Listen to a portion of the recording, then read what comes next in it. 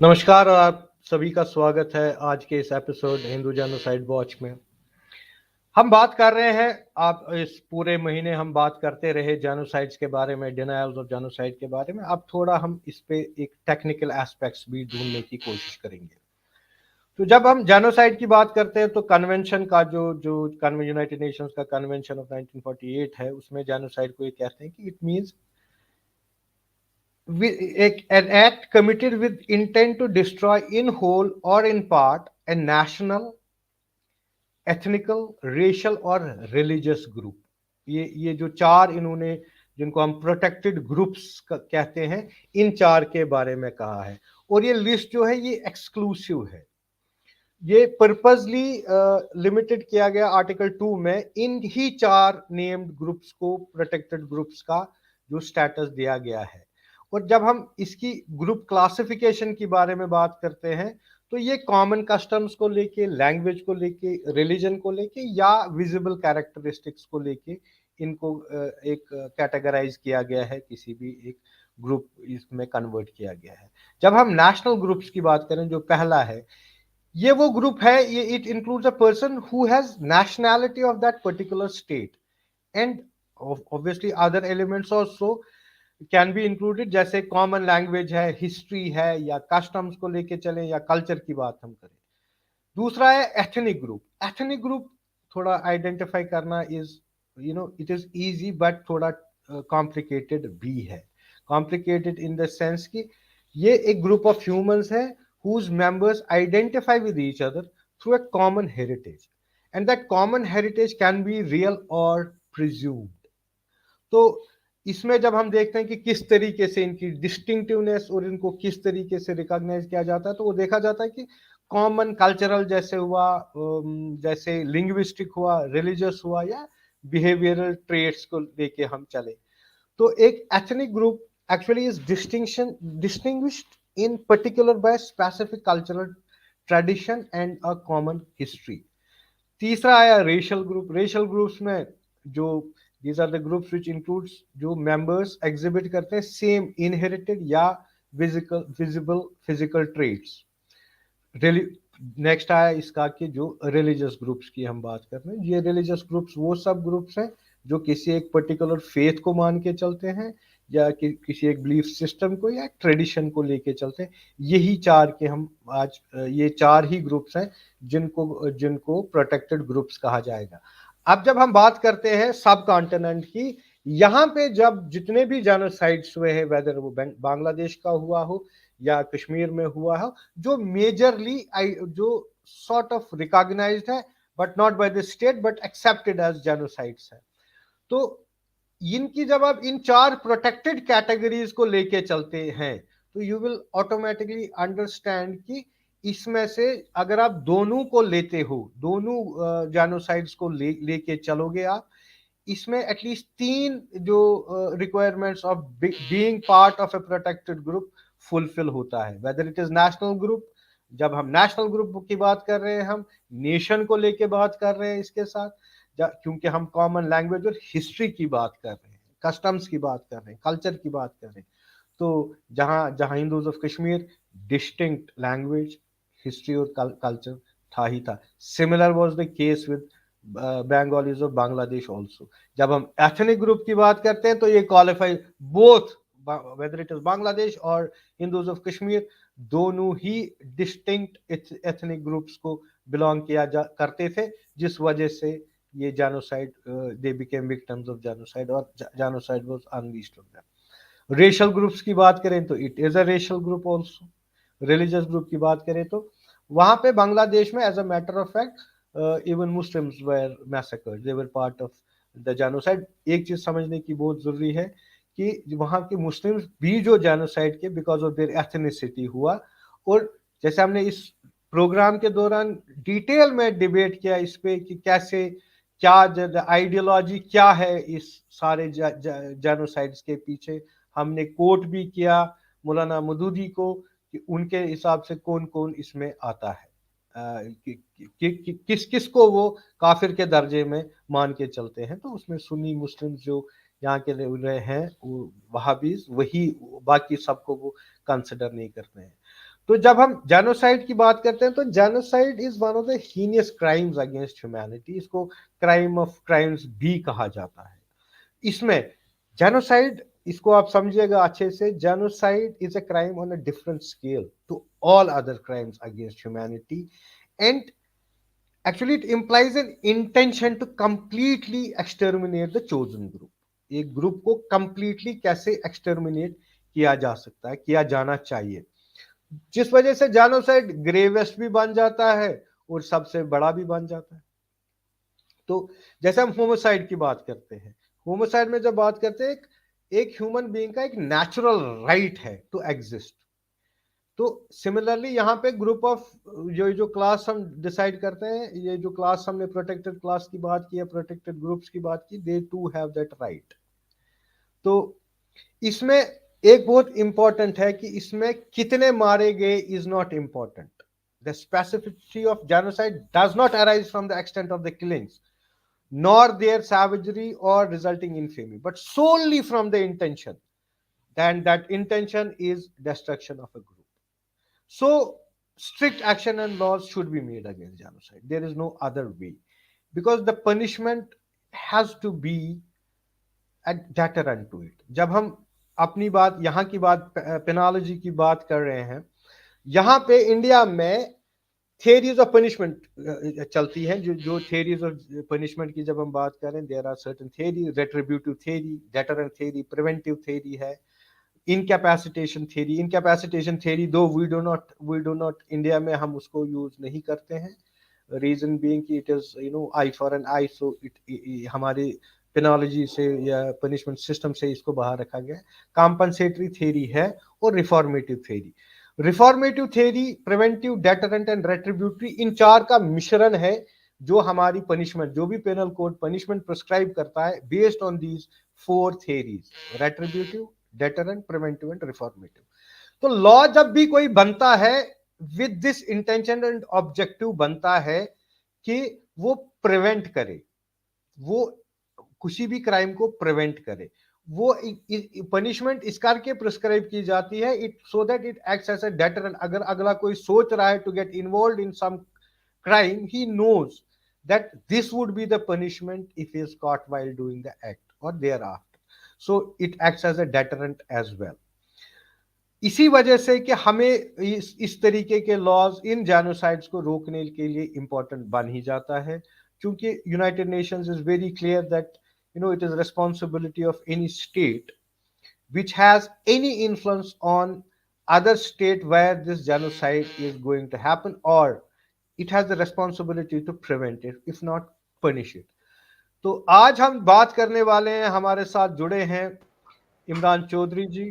Imran Chaudhary ji is Bangladesh genocide recognition campaigner है, ये founder of genocide research institute है, and Imran is an elected councillor in Northampton in the United Kingdom. Welcome to the episode of Hindu Genocide Watch, Imran Chaudhary. Thank you. Namaskar, everyone. Good afternoon. I will try and speak in English mostly, but I will use plenty of Hindi and Bengali words which are understood all over the subcontinent.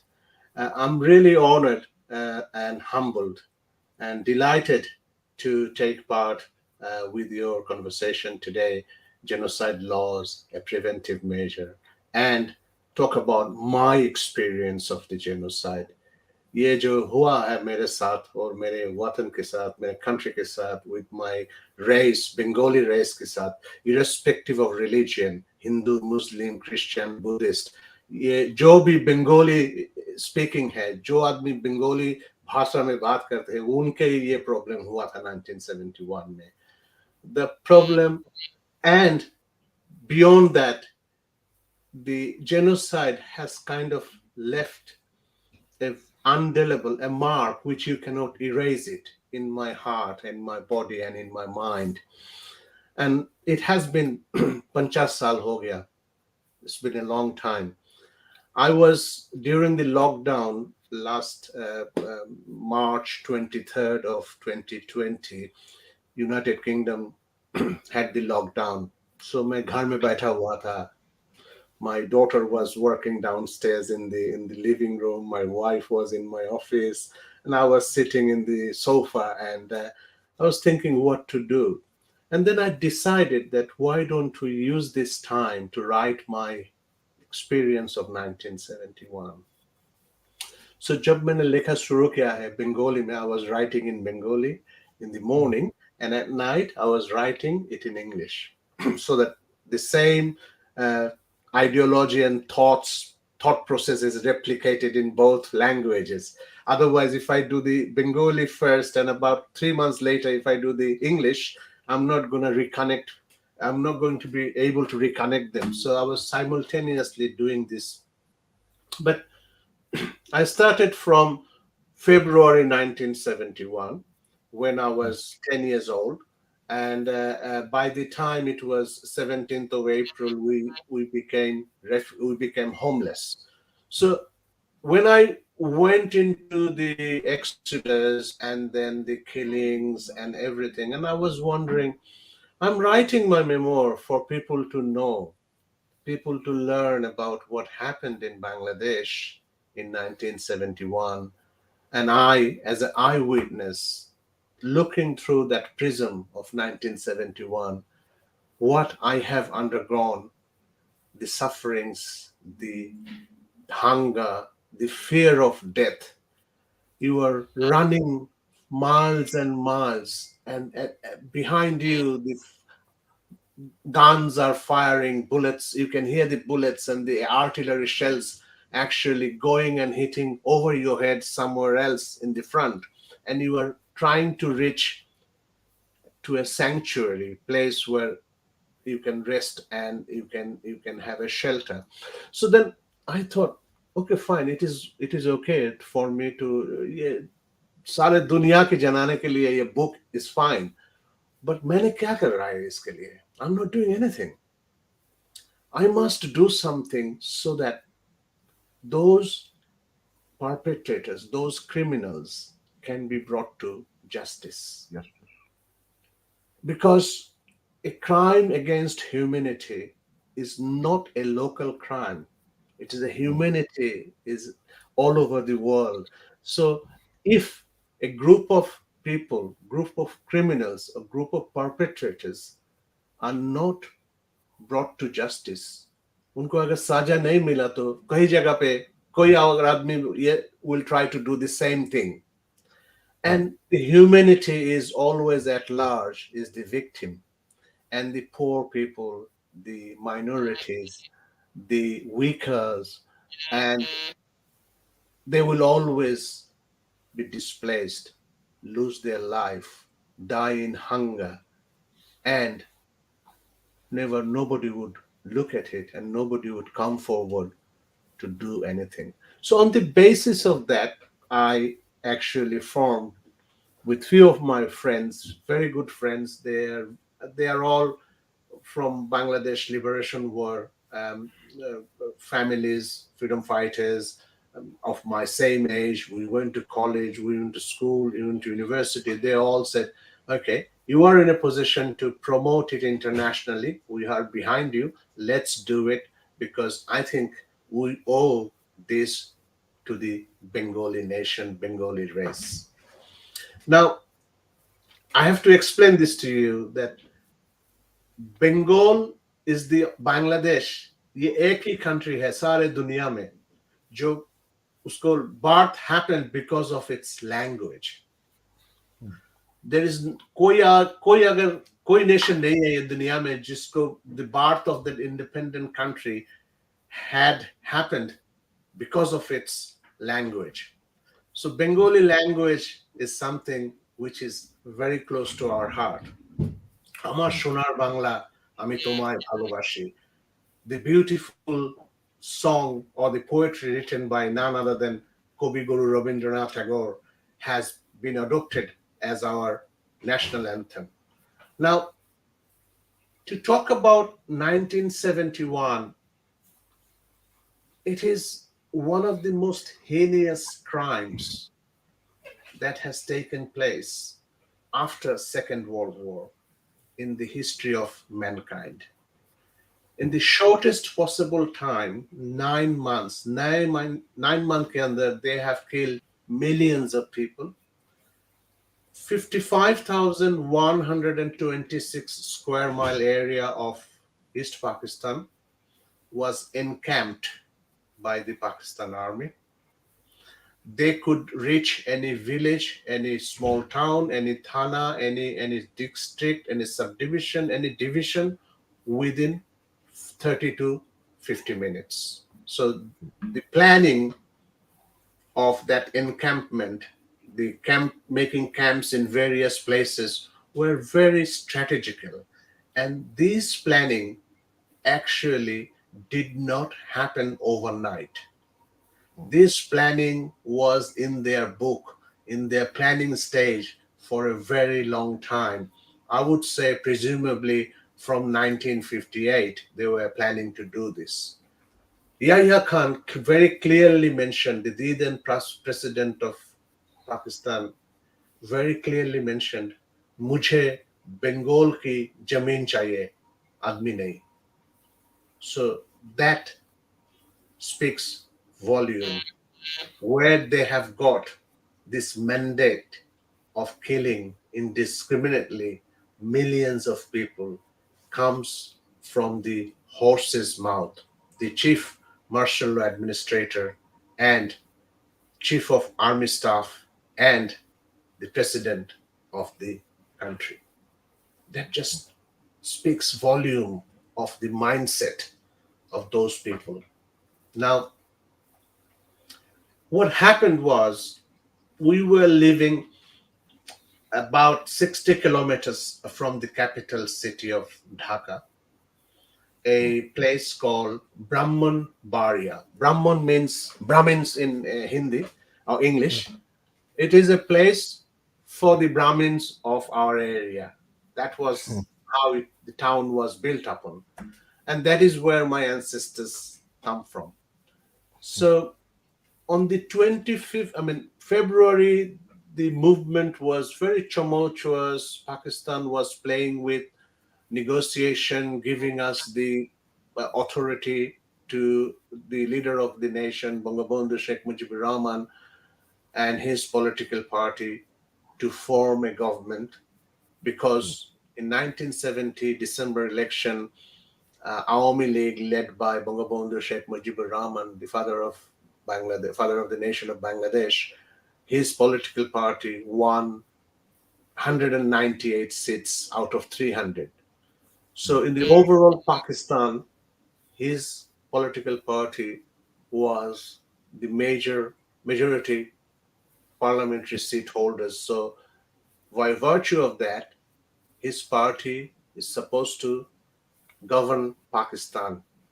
But that was not the game. The game was in the name of negotiation, in the name of talking and finding a solution to hand over power to the civilian government, Pakistan army actually was planning, not planning, the plan was there. They were actually concentrating, bringing in troops. And on the 25th of March, dead of the night, at about half 10, 11 o'clock, the tanks, the artilleries, the rifles, the machine guns, the light machine guns, Sten guns started firing indiscriminately in the capital city, the then East Pakistan capital city, Dhaka. And the massacre of 1971 starts from that day. On that night, in one night, allegedly, these are all documented in the international hotel in Dhaka, Intercontinental at that time, because of the changing over of the power and forming a civilian government in the offing, there were a huge number of foreign journalists, Simon Dring and BBC and Voice of America, from everywhere. and they were actually staying in that hotel, and they are the eyewitness to see that massacre that happened in 1971's 25th of March. That night, people were unarmed, people were all sleeping. People were sleeping in the bus station, launch station, steamer stations, because to catch the launch in the morning. People were sleeping on the footpaths, people were sleeping in their houses, in their dwellings. Girls, boys in the medical college hostels, university hostels, and college hostels. They just indiscriminately attacked and started killing. Just imagine, in a built up area, a town which is 500-600 years old, started bombarding town with artillery shells and tanks. They killed 7,000 people and took away hundreds, thousands of girls, young ladies, women from medical college hostels, university ladies hostels, the various colleges hostels, the working women hostels, and took them and raped them. Tika Khan, the infamous Pakistani general who was in charge of that operation, he has documented proof. He has told that Pakistan army must impregnate as many women as possible so that in 1972 onwards, any baby who is born has a Punjabi Muslim blood in his bloodstream. So dilute the Bengali race. That was the plan that they have chalked out. Now, we were in Brahmanbaria. There was a small element of Bengal regiment there. And my hats off to them. Those Bengal regiment revolted against Pakistan army. They have no idea how many days they will be able to fight, because for a troops which leaves a cantonment and goes for an internal security duty, they are given with the minimum possible arms, ammunition, and ration, and every logistics. So without any order, without any preparation, without any kind of logistical ration supply, weapon supply, ammunition supply, they just revolted. So the country was the town was actually independent till the 17th of April. On the 17th of April, at about 4 o'clock in the afternoon, 4 Sabojets fighter plane came into that town and bombarded the town for 42 long minutes. Bear in mind, the only gas field at the time before 1971 was found in Brahmanbaria, Titas gas, and that was in flame. And as soon as the plane left, the rumor in the town was the town itself was sitting on a railway line which joins the port city and the capital city. It's a very strategical town in terms of communication. It's one of the main communication hubs in those days. And if you read about the operation later on when the Allied troops joined the fight, the Indian army joined the fight, this was the town through which one of the major push that happened in Dhaka to capture Dhaka and to organize that surrender. Anyway, so the rumor was that Pakistan army is going to envelop the town from both the ends, from capital city and from the port city. And the rumor in the air is bhag jao town se. They're going to come and kill us all. And we just came out, that 42 minutes of bombardment, we actually had no choice but to pour into a pond. We were dipping into the pond every time the planes were flying right on our head. and soaked and everything, shivering, hypothermia. And my mom just said, let's get out. We can't stay here because everybody knows that your father is in the East Pakistan Rifle. And if they tip them off, then we will be the first victims. So get out. And we just left with our whatever we were wearing. We didn't have no shoes, no money, no extra clothing, nothing. We did not even, out of panic and fear, and the firing was coming from both ends. Was a real fire. It could first time we could hear the massive bombardment after the planes left, and we left. That's the exodus that started. we I have no recollection of how many miles we ran that day, and everybody was running indiscriminately, and we did not know which way we are going because we just followed people. My brother, two younger brother, one was one was 8, one was 7, and my sister was 15-year-old, and myself, I was 10 years old. And the exodus that started. The about 4:30 we left home, so about it's pre-monsoon time, so the sun sets a little bit later, say about 6:37. We went into a village, and the first house that we approached, the gentleman, the house owner, were very magnanimous. They said, yes, we can give you a shelter for the night, but we don't have any place, any rooms in any of the rooms of the house, because before you, there are more than 30 people have already come. So if you want to stay, the only place we have is the cowshed.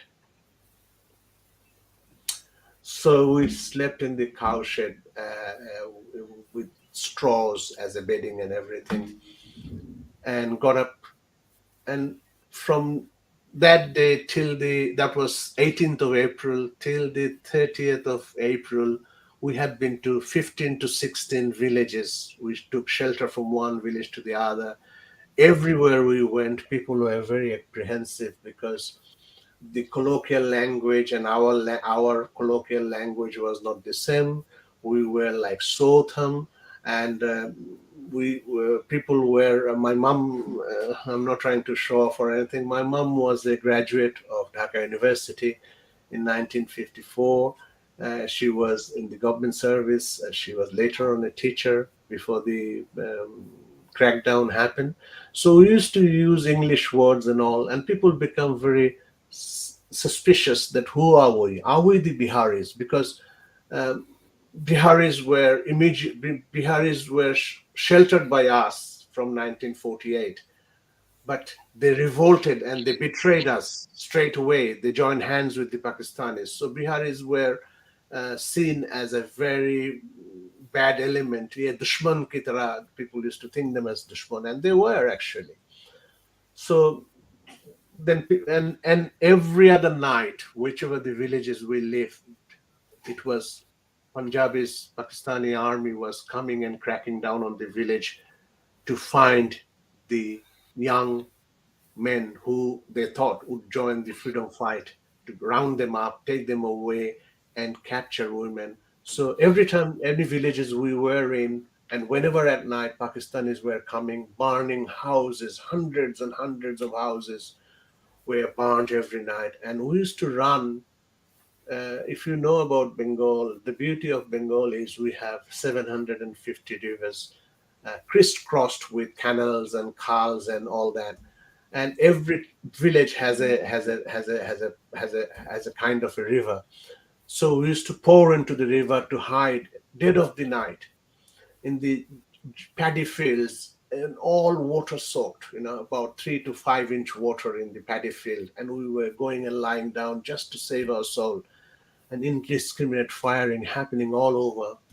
They were actually putting this very light pistols, which is a flare which makes the whole place broad daylight for a few minutes to check which way the people were going. So that we continued for 18, 17, 18 days, or yeah, 14, 15 days. And then we decided that we have no choice but to pour into the shores of India. Meanwhile, my father was in the northeast part of Bangladesh, which is Sylhet, close, very close to the Meghalaya and Assam border, and no communication from him. So we don't know he's alive or he's dead or anything. My sister was in Dhaka. She was in a hostel. We don't know how she is, where she is. My brother was in a hostel, and we are living in this situation of destitution. Ye ek raat in one village, next night we go to another village, find some house and take shelter. So on the 30th, we decided that we will go to India, which is from the village at that time we were living was about 20 miles. So we found a guide, a very generous old man said, "Okay, I will help you to guide you to go and reach India. Come with me." So we started at 4 o'clock at night, and we walked up to Indian border. And meanwhile, uh, there was a road which is the main motorway, the artery of connecting uh, one of the districts, which is Kumilla district, to Sylhet, is the northeast road, northeast town. And that road was heavily guarded by Pakistan Army. Every 5 to 10 minutes, the vehicles, patrols were crisscrossing the road. So crossing the road was the most dangerous journey that we had to undertake. And every family were challenged. Now, there is something I ought to tell the world, that every family challenged, and the idea of challenging the families was to take away the young ladies, if the family had any, and check what is your religion. Now, they used to ask, who are you? Tumhara, what dharma are you from? So if you said, I'm a Muslim, then they would ask you to ask the person to recite some verses from the Quran. Even if they have recited the version of Quran, they never used to be happy. So they used to find out other means of identifying whether or not he is Muslim. That's very humiliating. And they used to say that you are not Muslim, you're Bengali, you are Hindu. You just learned these verses to satisfy us. So if you are lucky, if you are caught, if you're lucky, get you can be spared. And if you are not lucky, we saw stench, we felt the stench of dead bodies all around. We saw villages, Hindu village, one Hindu village, the Riot Hut, the name of the village, still, it brings a lot of bad memory. The whole village, all the houses were burned, and dead bodies was littered all around. The vultures, the dog, the foxes, and the smell. And we asked the guy why this village has been attacked right on the main motorway. It's even 200 yards from the motorway, because they were all Hindus.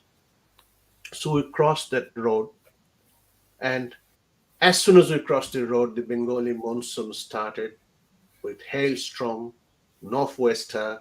It's a big cyclone, and we are 6 people. We're walking in the fields, in the paddy fields, uh, knee deep water, ankle deep mud, and you are just walking in between the paddy fields basically and the jute fields, miles and miles of walking, and hypothermia. My brothers were almost shivering.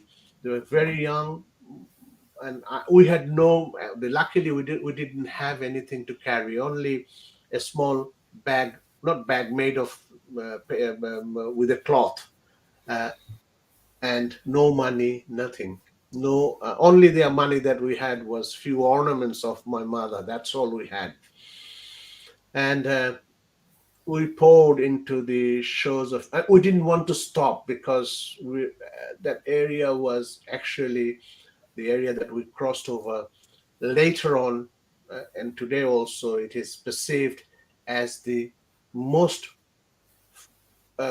battled that area had seen the maximum number of battles with the freedom fighters, the Pakistan army and Indian army in that area, that stretch of border that we were crossing, which is very close to Agartala and in Tripura. So we poured into the shores of India, walked into a BSF camp, and my mother used to speak very fluent Hindi because both my parents were born in Calcutta.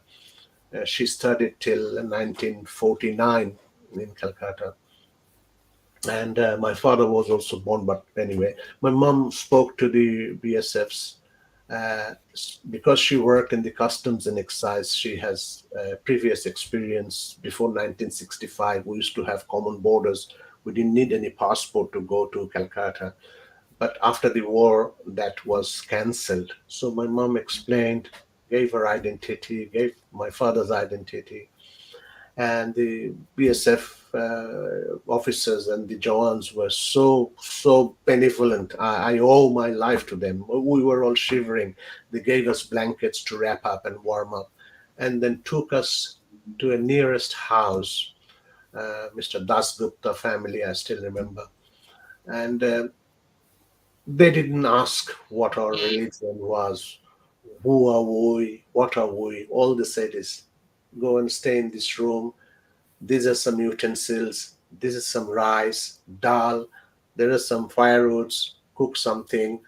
And this is the pond. Go and have shower in the morning. And this is your cook house at the back of the room.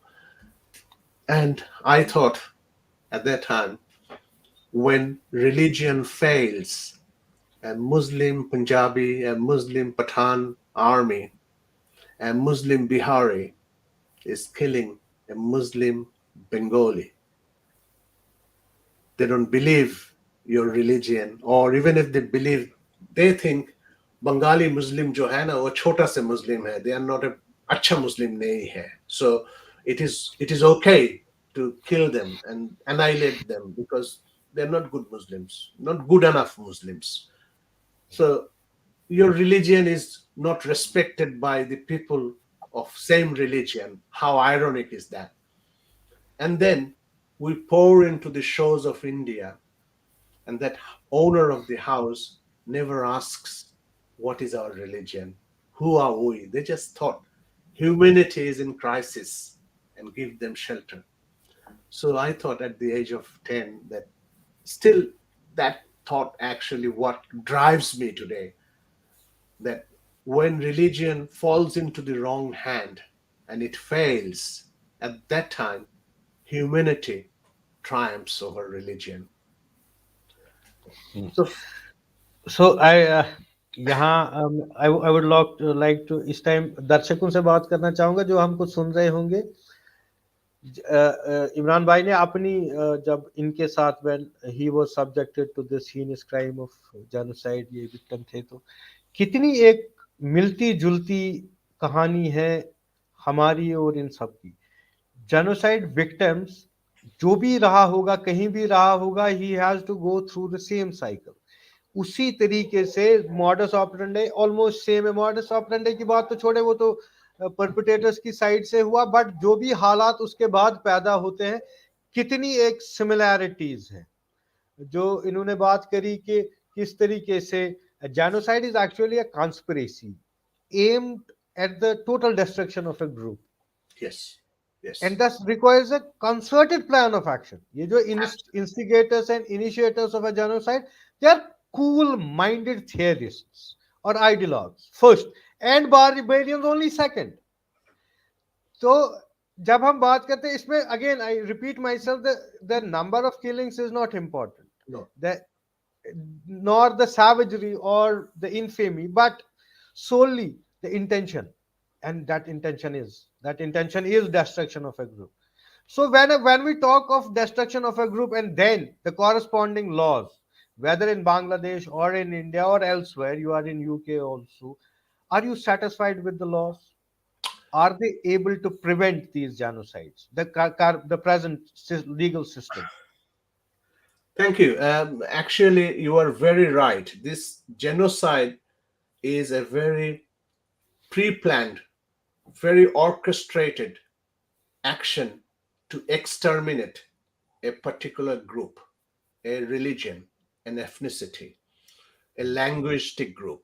So, this is very important for people all over the world should know. The ideology of killing anybody does not come easily. It has to be motivated, brainwashed by authorities or by preachers or by leaders. In the name of leaders, there are some, like Hitler's and others. So this is something the world ought to understand, that this is not an act of whimsical decision. This is a pre-planned decision. World at large uh, have a lot of duties overall to uphold the sufferings of the people and brought to justice those perpetrators who are actually created, who has created this genocide.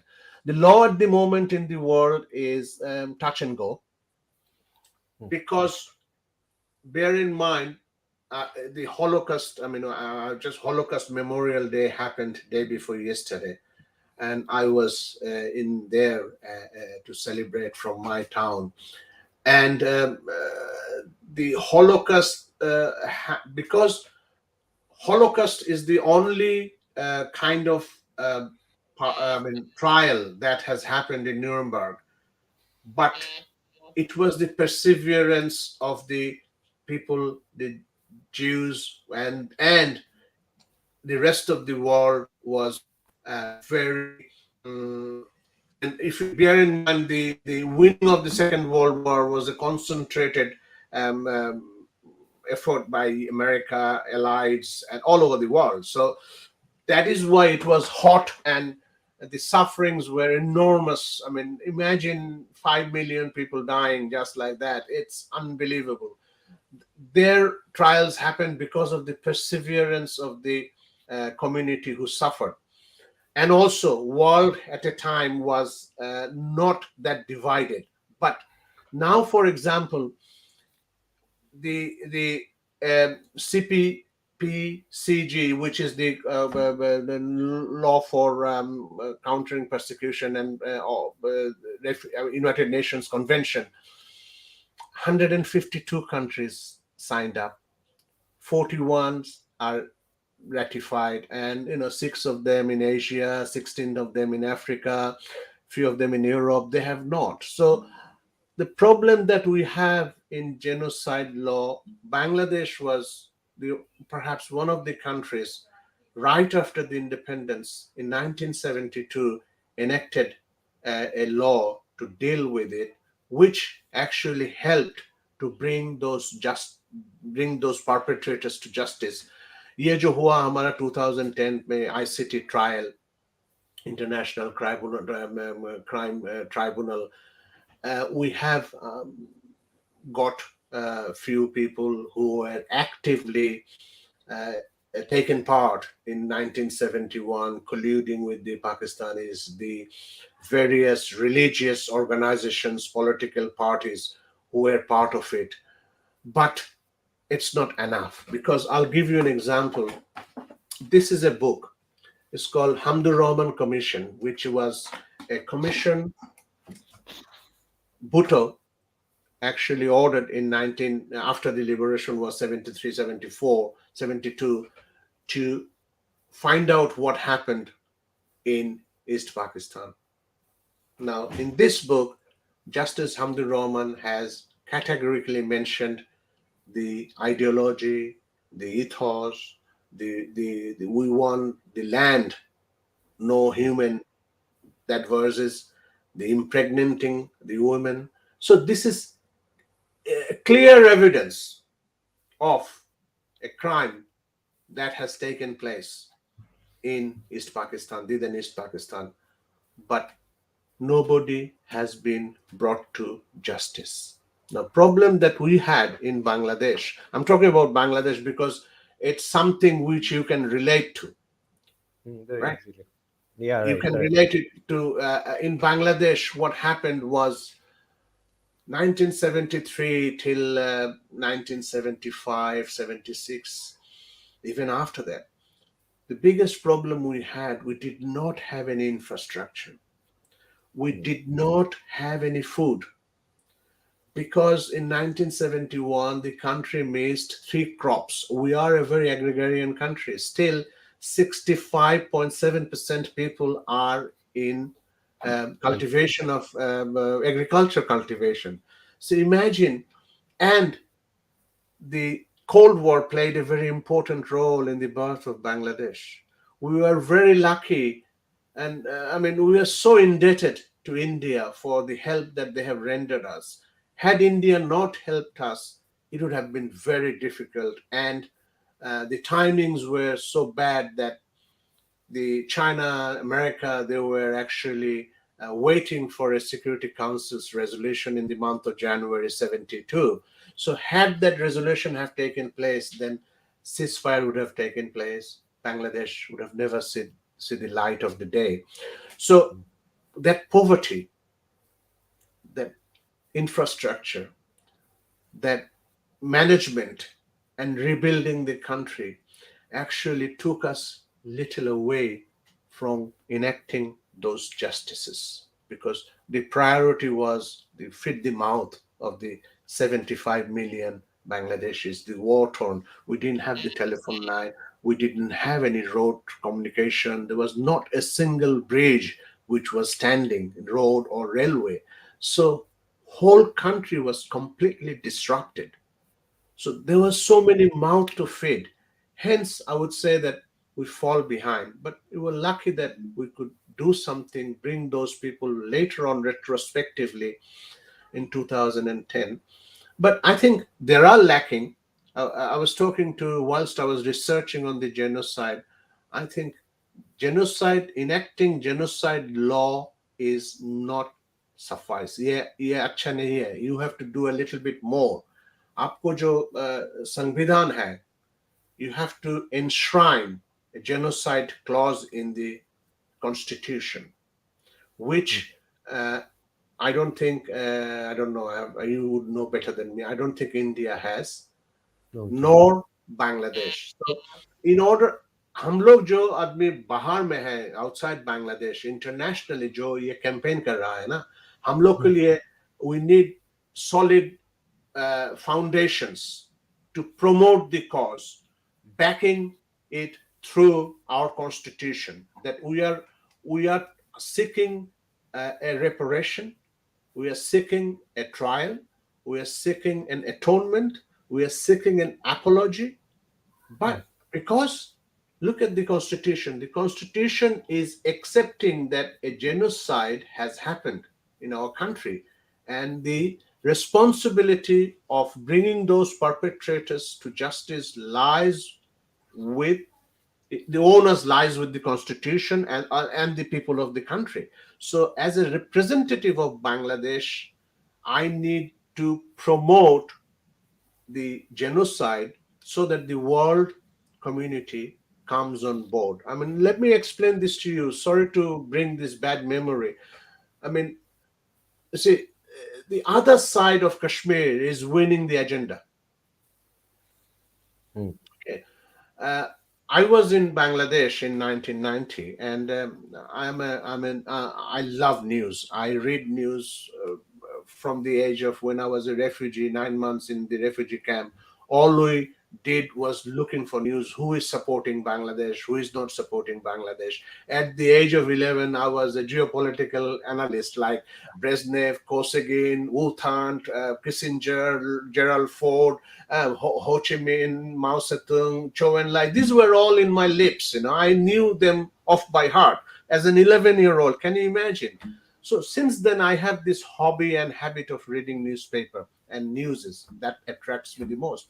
But in 1990, the persecution, the genocide, the obliteration, and the ousting of the Kashmiri Pandit that happened right across the border in India, we did not have no knowledge, right? And today also, when I talk about it, when I mention about it, a lot of my contemporary people who are engaged in genocide trial researches, they are also not known. They don't know about what happened in your part of the world. Now, these genocide laws, I think they are not good enough. Yeah, no. They're not good enough. They are actually, I mean, I was researching before I came onto your program today. A senator from America, as late as 6 days before, has made a statement that the genocide in Kashmir happening on the other people needs to be brought to justice. Now, imagine, we all know who are the perpetrators. It's the same enemy of Bangladesh in 1971. Mm. The ideologically, the Punjabi army and the Pathan army rules Pakistan. There is no room for anybody else. The Sindh is finished. Balochistan is an open jail, right? Now the Right. Hajaras in Afghanistan, they are fleeing to Iran, going from firing pan to fire, basically. Now Mm. we know who are behind it, but Mm. they cry foul and they cry and they win those support from other people. Whereas, because institutionally, the country needs to back you, the country needs to back us, the people who are trying to bring those perpetrators to justice. We need the backup from the country, the enshrining the genocide into the constitution, and making this case of the plight of the Kashmiri people, right, to the rest of the world forefront. And thereby, I mean, I interviewed, trust me, since I opened the Genocide Research Institute, I interviewed a Jewish rabbi, and he told me, Imran, I had no knowledge that this has happened in Bangladesh. I interviewed another gentleman who is a counselor. He said, I did not know this is what has happened in Bangladesh. We had no knowledge. Now, idea is, you and I only can go up to this. It needs to have a concentrated diplomatic effort. True. The lawyers of the country need to raise voices. The parliamentarian, lower house and upper house need to enshrine this into the statute books and the constitution, and the anti-propaganda has to be challenged, and lobbying with the international judiciary is imperative, because whilst I'm doing this for Bangladesh, I have observed that we only seeking blessing from the people in the authority, people like United Nations, United Nations in Geneva, Brussels, UK. But apart from that, we need to create public consensus. The public of the world need to know. Public of the world need to be told the story. That is going to be a pressure group. If we form, say, for example, the UK Parliament, the APPG that we have, They are actually in their side, not in your side. True. So we need to have APPG. You need to have a APPG who would talk about your plight, who would talk about enacting the laws and making enshrining it, because this is a huge responsibility for anybody to promote this genocide. And the the narratives from the other camp is always visible. They have money behind it, they have power behind it, they have been very well choreographed plan. They are promoting their plight in a negative. Well, they should be the villain, they are trying to be the victim. They are So trying to. they are trying to be the victim. These things we need to do. And see, I'm jumping the gun. I think, imagine if you search on the genocide of Bangladesh in the internet, go to Google Scholar, go to Google Books, do a normal Google search, but to do a deeper search, we don't have academia, Right. we don't have researches done by independent, say King's College London, the history department or the human rights department. They should be, I don't know how, but the students should write about genocide as a whole and make some official references with bibliography, footnotes about the genocide in Bangladesh in 1971 and genocide in Kashmir in 1990s. Now, then what happens if those research papers are published?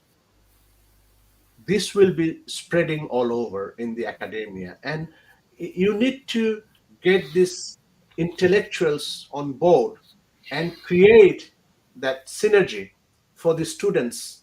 It doesn't have to be from the diaspora student, it can be from mainstream community students who would look absolutely on the humanitarian point of view and unearth what has happened in 1990, 1971. And there are references, books. I mean, I'm making a library. You can see at the back of my screen, I have all the books it relates to 1971, nothing else. So because of the shortage of space, I'm actually moving to a different. I need to have documents and libraries, printed one, uh, and then from there perhaps encourage students to come and research on Bangladesh, research on genocide overall, from the dawn of history, and genocide in Kashmir, and then let them learn about it, let them make some plans, study plans, lesson plans, and books of references and everything, so that they can actually have some kind of certified qualification on genocide, especially in our part of the world, special subjects, and then they can become an authority to do more research and create awareness in the academia, in the people in government, people in politics, people in humanitarian. I mean, I'll be honest with you, the biggest importance is we need to proactively lobby with the British Parliament, the American Senate, and the Congress, lower and upper houses. And we have to do in Brussels, very important. We have to do in Geneva. These are the places we need to represent ourselves to actually get our voices heard. And if you create that important knocking at the door and explain your plights in terms of writings, in terms of press coverage, in terms of press releases, in terms of press conferences, meetings, seminars, webinars, then what will happen is we will create a very formidable group of supporters who would promote the cause, because they could see the passion, they could see the feelings, and they could see that we are eyewitnesses of what has happened. We are not third party. We are not learning it of anybody else, because we are actually representing the past in the present as a eyewitness. So this is perhaps the biggest voice and biggest authenticity that we can achieve. Because bear in mind, I'm 62-year-old now. How long can I do this? If I cannot survive that long, it has to be intergenerational. People Yes. need to follow, but people will only follow if we promote the eyewitness. The people of the eyewitness can promote their real-time experience. Sir, will you do the honor, or should I announce the alliance which we are going to, the collaboration which we are going to do? Anytime. I mean, I'm like I said, look, this we are doing serving the humanity. Okay. And I would be more than happy to do a collaboration. I would be more than happy to. I've already spoken to a few university teachers, and they are trying to put me in touch with the various universities who let does. let let me give the background to my viewers. Please. ऐसा हम लोग we are going to sign an MOU with the Genocide Research Institute. हम लोग बहुत जल्दी, we have already made the announcement that we are going to start diploma and certificate courses in atrocity and genocide studies. तो यहाँ पे हम Panun Kashmir and जो genocide research institute है, एक इंस्टीट्यूट बना रहे हैं जिसका नाम John Raja institute of atrocity and genocide studies है. अभी फॉर्मेलिटीज चल रही हैं, we are actually working on it.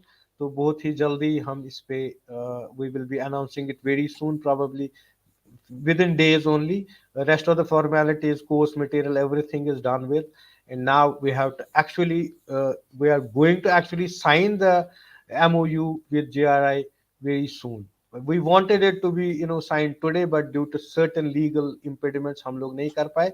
बहुत जल्दी इस पे हम काम करने वाले हैं.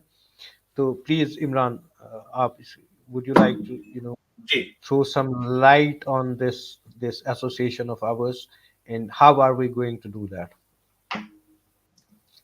I thank you, Titubai. It's very kind. I understand and I believe that anything you do, you need to do it collaboratively.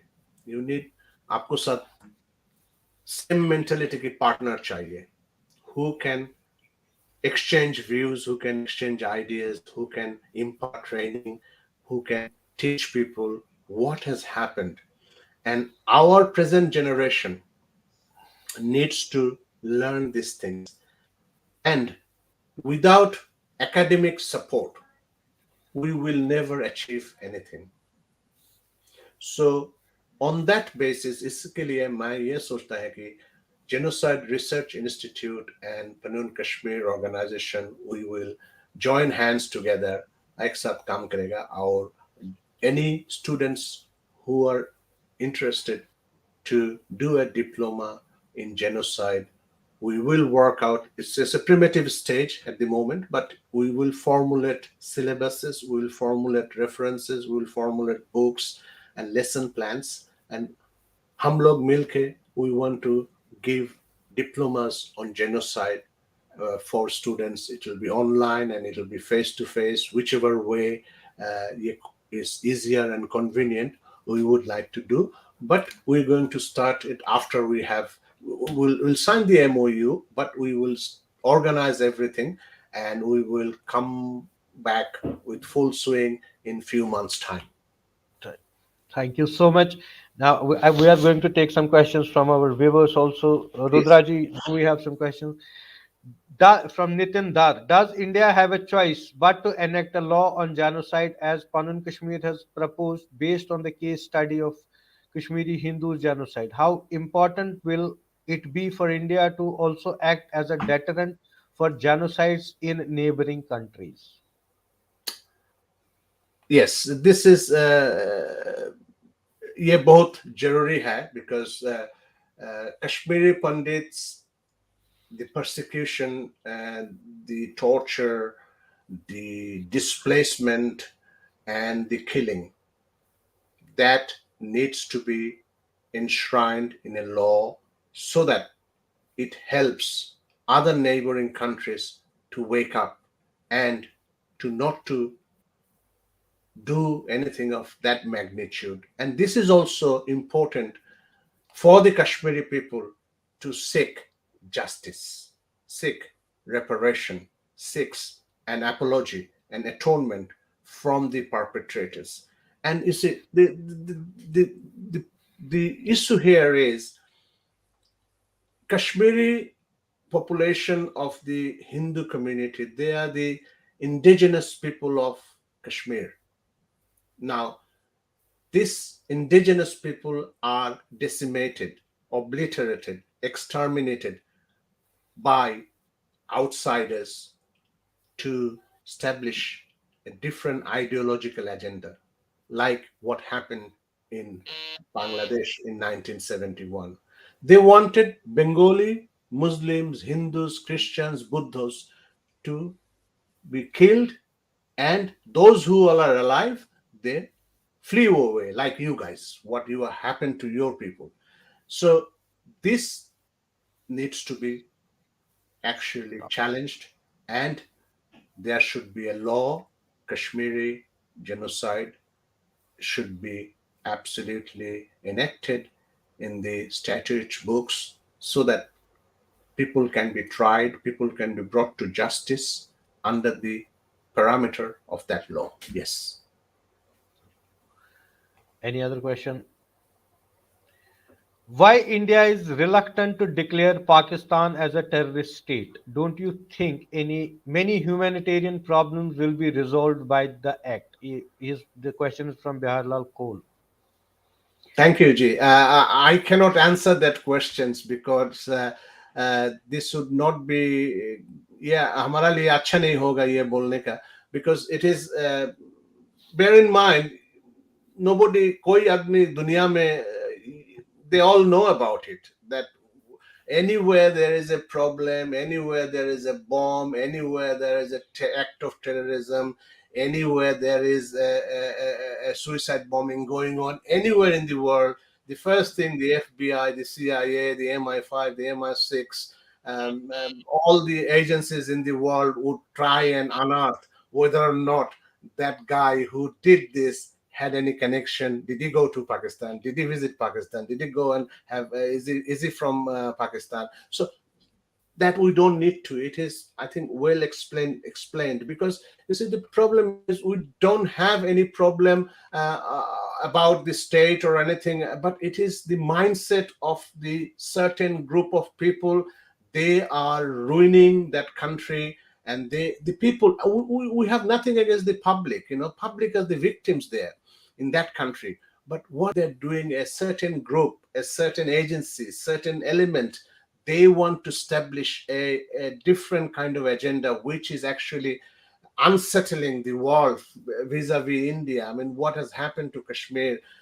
You hear the wrong story because they are the one who are crying and talking to the press, talking to the media, talking to the politicians, talking to the lobbyists, spending money, spending budget. But we are just crying in silence. That is important. And Pakistan, we don't need to declare, people already know, but it is up to the government of India what they decides. I can't suggest that. Any other question? How effective is the role of ICJ in handling genocide cases? It's not ICJ, it is actually International Criminal Court, and they have done a good job, at least during first decade of 2000. Yes, Yeah, I Imran. mean, I say International Criminal Court, kudos to them. I mean, if you think about Bosnia, if you think about Rwanda, if you think about Central Africa, they have done an enormous job. And you see, if we all can uh, present our case with formidable evidences, formidable connections, formidable lobby proofs, books, films, and everything. And of course, the pressure groups are very important. And I'm Im- sure, Imran, India is not signatory to Rome Statute. Yes, So I know. we do not recognize. So that's the Yes, issue. We oh, cannot I force. know We that. cannot force. That needs to be done. But I'm Yeah. saying that International Criminal Court has been very effective. Effective, yes. Very effective. We can't And blame good. them. As a matter of fact, in 2007 they gave a judgment wherein they have said that the nations are, even if they have not ratified in their own parliaments, it is binding on them to actually implement prevention and punishment of genocide Yeah. convention in their local laws. So they have been very, and as a matter of fact, they have gone beyond the geographical jurisdiction also. They have Yes. suggested that if you have influence over other countries, you can directly get involved and prevent the genocide. Yes. But I'll There is tell you one one more thing. question. Sorry. There's a question: how safe are minorities in UK? UK is a predominantly Christian country.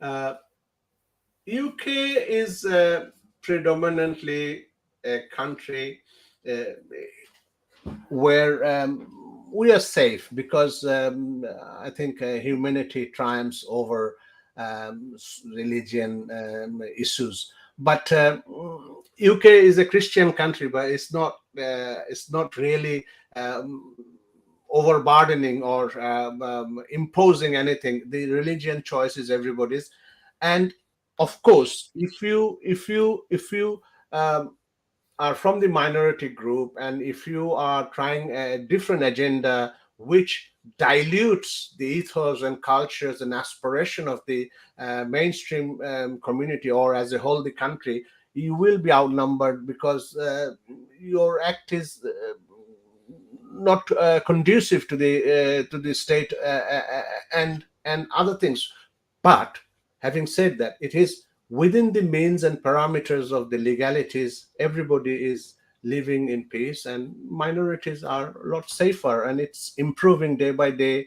And I think, by and large, UK is one of the most cohesive countries in the world where um, people rights are respected all around, and there are a lot of humanity that goes on here. I mean, it's a lot different from the perceived view of the world, I think. Well, on a lighter note, the question was for an activist, but a counselor replied. Anyway, we're we are actually short of time. Any other question? No. No, sir. This one, Smiji, how do political pressure on UK help protect interest of minority groups and victims seeking refuge? Uh, Actually, this is a very gray area at times because um, we don't know who is lobbying and who is actually pretending to be a victim, who where he may not be a victim. And that is something I agree at times that that needs to be checked in.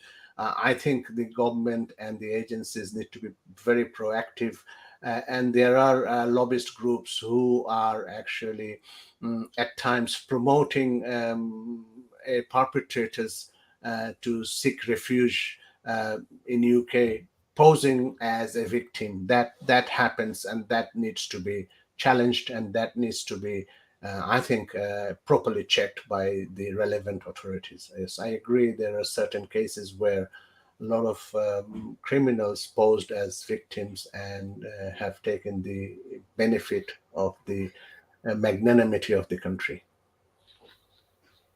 Any other questions? No. Thank you so much, Imran, for this So yeah, introduction. And yeah, please, no, please, please, please.